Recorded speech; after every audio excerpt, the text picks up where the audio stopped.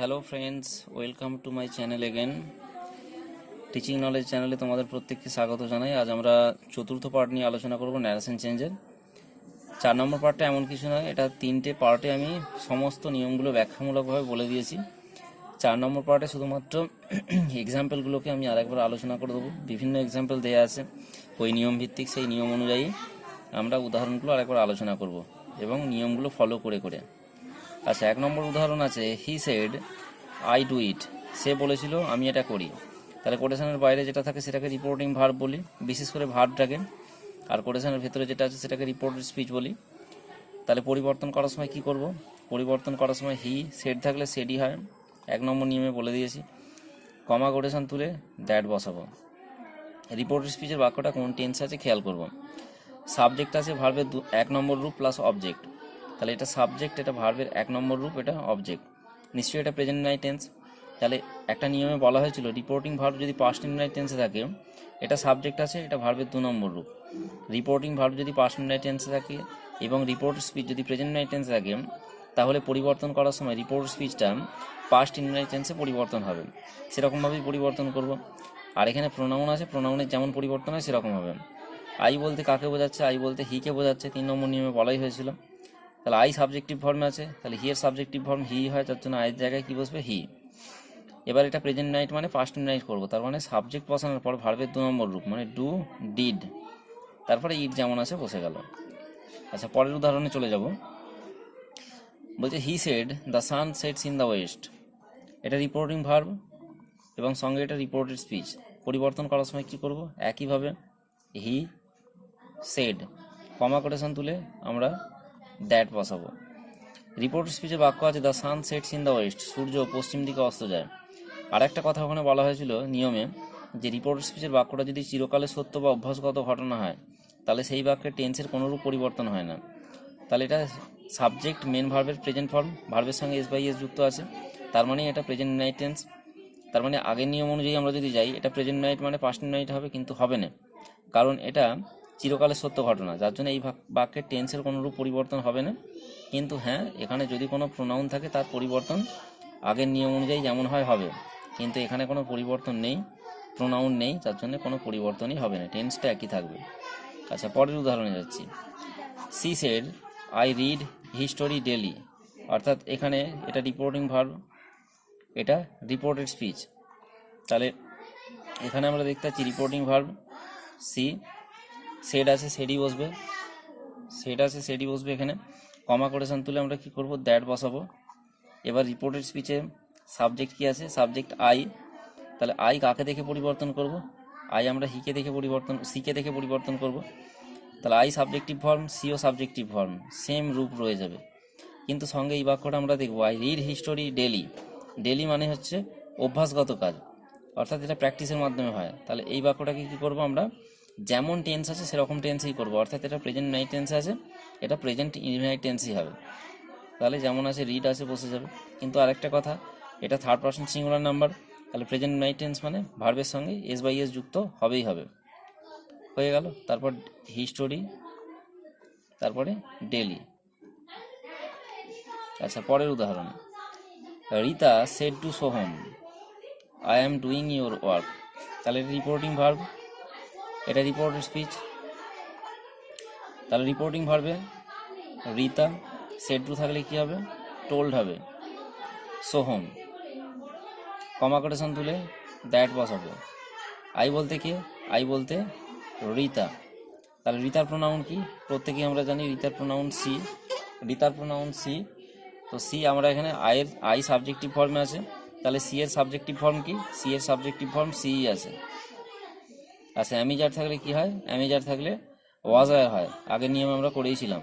তাহলে অ্যামিজার থাকলে এখানে ওয়াজওয়ার মানে সি সিঙ্গুলার নাম্বার, সিঙ্গুলার নাম্বারের পর ওয়াজ বসে। তারপর ডুইং। আচ্ছা, ইওর আছে, ইওর বলতে কাকে বোঝাবে? ইওর বলতে আমরা ইউ বা ইওর থাকলে রিপোর্টিং ভার্বের অবজেক্ট থেকে পরিবর্তন করি। তাহলে এখানে অবজেক্ট কি আছে? অবজেক্ট আছে সোহম। সোহমের প্রোনাউন কি? সোহমের প্রোনাউন হচ্ছে হি। তাহলে এখানে ইওরটা subjective form, objective form, positive form, এখানে পজিটিভ ফর্ম আছে এটা। তাহলে হি এর পজিটিভ ফর্ম কি?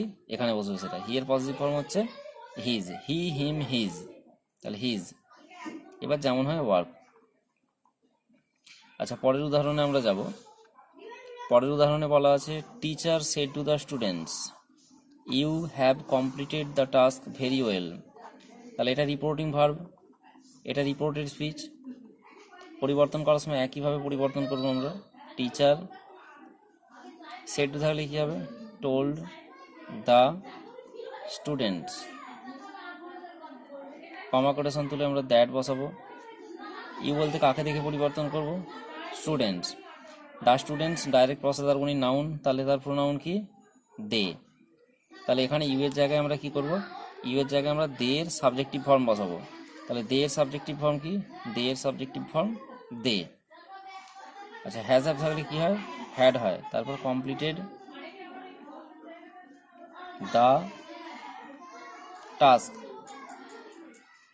ভেরি ওয়েল ফর মি বলতে কাকে বোঝাচ্ছে? মি বলতে টিচারকে বোঝাচ্ছে। টিচারের প্রোনাউন কি? হি। আর মি অবজেক্টিভ ফর্মে আছে, তাহলে হি এর অবজেক্টিভ ফর্ম কি বসবে? হি এর অবজেক্টিভ ফর্ম হিম হবে। আচ্ছা, পরের উদাহরণে যাব। She said to me reporting verb. এবার রিপোর্ট স্পিচ কোটেশনের ভেতরে দেওয়াই আছে। তাহলে she said to me, shed to আছে তার মানে টোল্ড হবে এখানে। তাহলে she told me, comma quotation তুলে দ্যাট। আই বলতে কাকে দেখে পরিবর্তন হচ্ছে? আই বলতে সিকে দেখে পরিবর্তন হচ্ছে। আই সাবজেক্টিভ ফর্মে আছে, তাহলে সি এর সাবজেক্টিভ ফর্ম কি? সি। আচ্ছা, সাবজেক্ট প্লাস মেন ভার্বের পাস্ট ফর্ম, তার মানে এটা পাস্ট ইনডেফিনিট টেন্স আছে। পরিবর্তন করার সময় এটা পাস্ট পারফেক্ট টেন্সে পরিবর্তন হয়, তার মানে সাবজেক্টের পর একটা আমরা হ্যাড বসাবো। এবার ভার্বের 3 নম্বর রূপ ডু, ডিড, ডান। তারপরে যা আছে দ্য টাস্ক ব্রিলিয়ান্টলি। ইয়েস্টারডে থাকলে দ্য প্রিভিয়াস ডে কিংবা দ্য ডে বিফোর। আচ্ছা, পরের উদাহরণে আমরা যাব। 7 নম্বর উদাহরণে আছে reporting verb, reported speech. He said to Agnisha I was solving the some yesterday. তাহলে এটা রিপোর্টিং ভার্ব, এটা রিপোর্টেড স্পিচ। তাহলে হি সেড টু থাকলে কী হবে? টোল্ড হবে অগ্নিশা। তারপরে কমা কোটেশন তুলে আমরা দ্যাট বসাবো। আই বলতে কে? আই বলতে সিকে হিকে বোঝাচ্ছে। আই সাবজেক্টিভ ফর্মে আছে, হি এর সাবজেক্টিভ ফর্ম হি হয়। ওয়াজ আর থাকলে বলেছিলাম হ্যাড বিন। তারপরে যা আছে সব বসবে। যদি পরিবর্তনমূলক শব্দ থাকে তাহলে তার পরিবর্তন যেমন হয় হবে। সলভিং দ্য সাম, ইয়েস্টারডে থাকলে দ্য ডে বিফোর। আচ্ছা, পরের উদাহরণ রিপোর্টিং ভার্ব, রিপোর্ট স্পিচ। দেখতেই পাচ্ছি আমরা Rima shed to the boy, তাহলে কী হবে? Rima told the boy, comma quotation তুলে দ্যাট। আই বলতে কে বোঝাচ্ছে? আই বলতে রিমা। রিমার প্রোনাউন কি? রিমা মেয়ে সি হবে। আর আই সাবজেক্টিভ ফর্মে আছে, তাহলে সি এর সাবজেক্টিভ ফর্ম কি? সি এর সাবজেক্টিভ ফর্ম সি। স্যাল থাকলে শুড বা উড হয়, কিন্তু এখানে যেহেতু থার্ড পার্সন আছে এখানে শুড না বসিয়ে আমরা উড বসাবো। Would bit. ইউ বলতে আমরা এখানে একটা প্রোনাউন পাচ্ছি, ইউ বলতে দ্য বয়কে বোঝাচ্ছে। দ্য বয়ের প্রোনাউন কি? দ্য বয়ের প্রোনাউন হচ্ছে হি।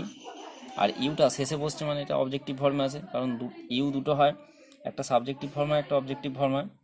এখানে শেষের দিকে আছে মানে অবজেক্টিভ ফর্ম। তাহলে হিয়ের অবজেক্টিভ ফর্ম কি? হিয়ের অবজেক্টিভ ফর্ম হচ্ছে হিম। তাহলে এখানে কি হবে?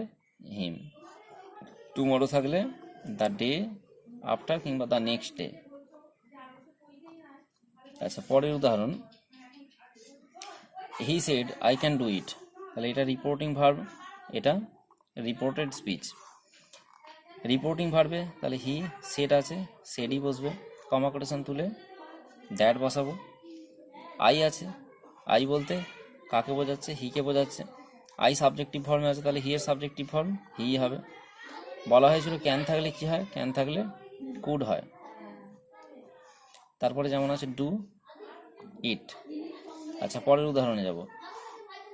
Reporting verb, reported speech. Reporting ভার্বে কি আছে? সি সেড টু আছে, তার মানে টোল্ড হবে। মি কমা কোটেশন তুলে আমরা দ্যাট করব। আই বলতে কাকে বোঝাচ্ছে? সি কে বোঝাচ্ছে। তাহলে এখানে আই সাবজেক্টিভ ফর্ম, সি এরও সাবজেক্টিভ ফর্ম সি হচ্ছে। মে থাকলে বলেছিলাম, মে থাকলে মাইট হয়। তারপরে যেমন আছে ব্রিং, ইট, নাও থাকলে দেন হয়। আচ্ছা, পরের উদাহরণে যাব। I said to her you must obey the rules. এটাও reporting verb, reported speech. Reporting verb এখানে সেড টু আছে। I said to her you must obey the rules. তাহলে I said to her, said to এর জায়গায় told করেছি, তাহলে I told her. Comma quotation তুলে আমরা দ্যাট করেছি। ইউ বলতে হারকে বোঝাচ্ছে, তাহলে হারের সাবজেক্টিভ ফর্ম কি? ইউ সাবজেক্টিভ ফর্মে আছে, হারের সাবজেক্টিভ ফর্ম সি। এবার মাস্ট থাকলে হ্যাড টু হয় বলে দিয়েছি। তারপরে যেমন হয় ওবে দ্য রুলস। ন্যারেশন চেঞ্জের এই কয়েকটা উদাহরণ দেখে রাখলে মোটামুটি সবই পড়া যাবে। তো কেমন লাগলো বন্ধুরা জানিও। এখানেই আমাদের ন্যারেশন চেঞ্জের সমস্ত নিয়ম শেষ এবং সঙ্গে সমস্ত উদাহরণ দিয়ে বোঝানো কমপ্লিট হলো। এরপরে যদি কোনো প্রশ্ন থাকে অবশ্যই প্রশ্ন করতে পারো কমেন্টে। আর অবশ্যই চ্যানেলটা সাবস্ক্রাইব করো।